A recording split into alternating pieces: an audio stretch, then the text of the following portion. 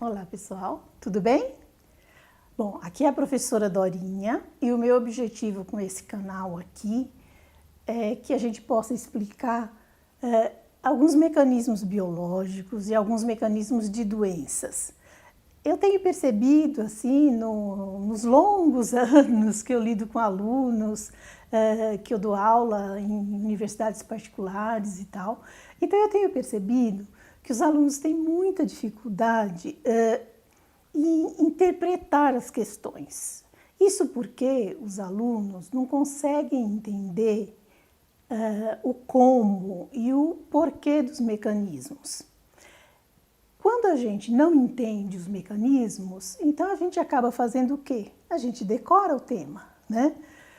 Só que o que a gente decora, depois a gente esquece. Quando a gente compreende o mecanismo, compreende como é que funciona, como aquele fenômeno ocorre dentro da célula, dentro do nosso corpo, etc., fica mais fácil reter esse conhecimento.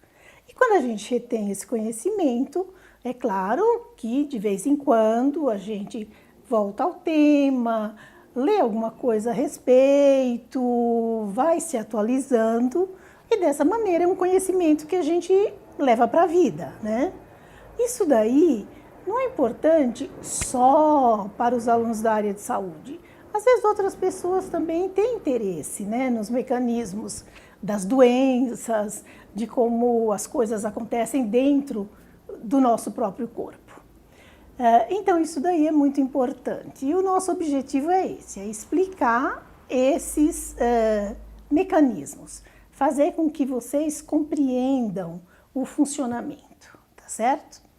Bom, é claro que para a gente iniciar falando sobre ciência, ou sobre biologia, ou sobre doenças, nós não podemos nos furtar a falar sobre a pandemia do coronavírus, que nós vivemos atualmente, né? Então, a gente precisa focar nesse tema. Então, eu pretendo começar com esse tema, tá certo? Como a pandemia ela é atual, nós estamos vivendo atualmente a pandemia, então os conhecimentos eles são necessários de maneira mais rápida. É claro que a mídia tem falado muito sobre isso, existem várias pessoas aqui mesmo no YouTube falando, pessoas com bastante conhecimento, com ótimo embasamento, outros nem tanto, outros que falam de acordo com o achismo, né? A própria televisão também fala, etc. Mas eu acredito que dependendo da abordagem, essa abordagem ela vai ficar mais fácil para determinadas pessoas. Algumas pessoas têm mais afinidade com determinado tipo de abordagem.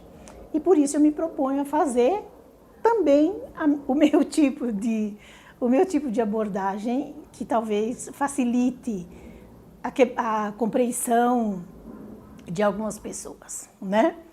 Bom, para todo mundo que fala aqui no YouTube, vocês já sabem, então as pessoas sempre falam assim, se você gostar, dê um joinha, né? É claro que não vai ser diferente, gente. A gente está abordando esses temas. Se você achar, se você julgar que é de interesse seu, que é de interesse de outras pessoas, que é interesse que esses temas sejam abordados dessa maneira, então, de fato, dê um joinha, divulgue para as pessoas que você conhece, e aí a gente vai saber se nós estamos no caminho certo, se nós estamos falando da maneira que as pessoas conseguem entender. E também você pode falar nos comentários e dizer quais são os seus temas de interesse, quais são as suas curiosidades ou quais são as suas dúvidas, né? Nessa área aí de biológicas, de biomedicina, farmácia, enfermagem, enfim, que são os temas que a gente aborda, tá bom? Bom, então, para começar a falar sobre o coronavírus, para a gente entender de que maneira nós podemos nos prevenir, nós temos que entender primeiro como é que o inimigo funciona. Ou seja, como é que a gente pode se contaminar pelo coronavírus? Precisa entrar no nosso corpo. O vírus ele tem que entrar no nosso corpo para que ele nos cause uma doença. De que maneira ele entra no nosso corpo? O coronavírus, em particular, ele tem 3 maneiras. Ele entra pela boca, quando a gente sorve o ar. Ele entra pelo nariz, quando a gente inala. Ou ainda há evidências que ele pode penetrar ou permanecer viável por algum período nas mucosas oculares. Não é um vírus que tenha transmissão sexual, por exemplo. Então isso não é uma preocupação nossa. Não é um vírus que se transmite por alimentos. Ok, não é uma preocupação nossa. Qual que é a nossa preocupação então? Impedir a penetração pela boca, pelo nariz e pela mucosa ocular, né?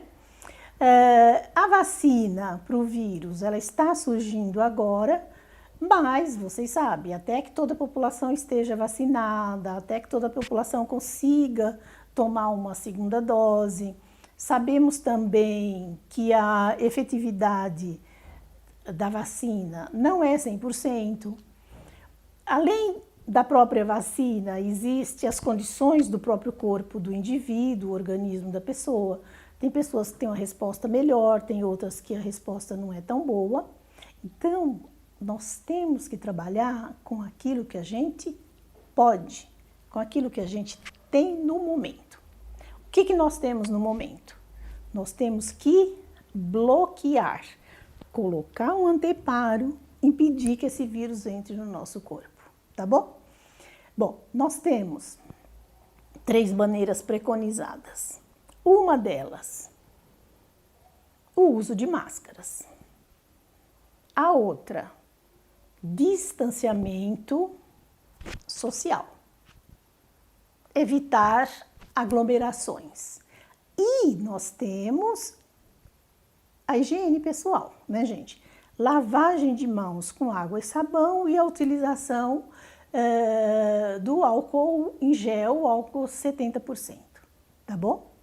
Então, a gente vai falar sobre cada uma dessas medidas preventivas, de maneira que a gente compreenda as razões e então a gente possa colocar em prática.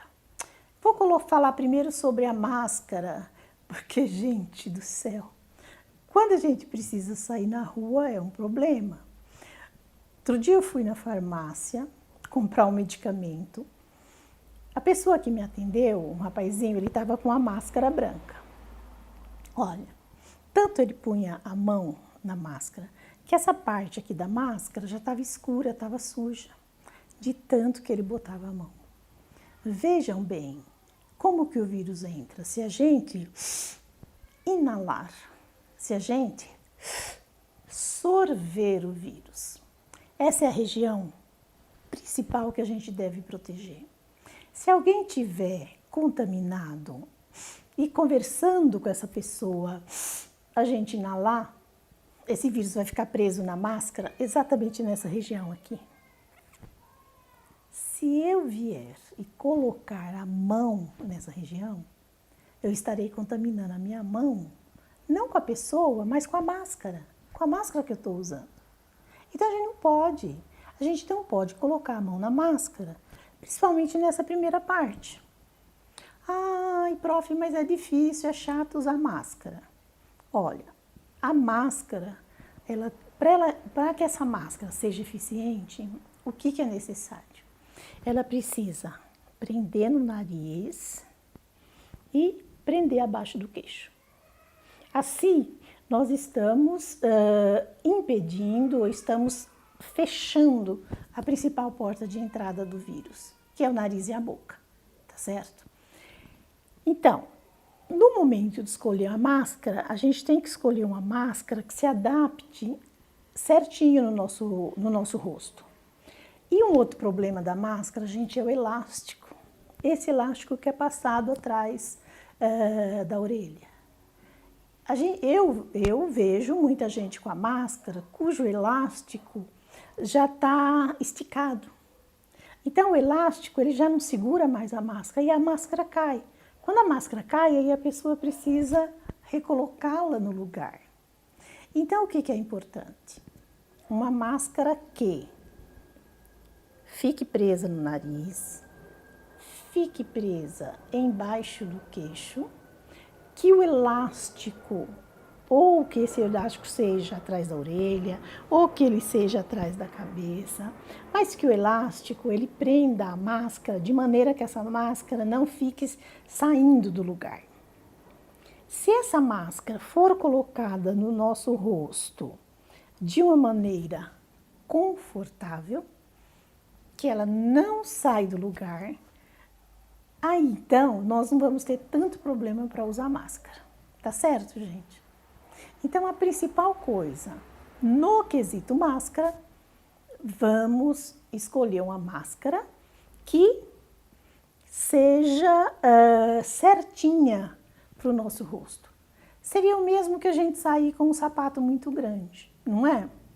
Você sai com o sapato grande, qualquer coisa, o sapato sai do pé, aí você tem que parar, ajeitar. Não.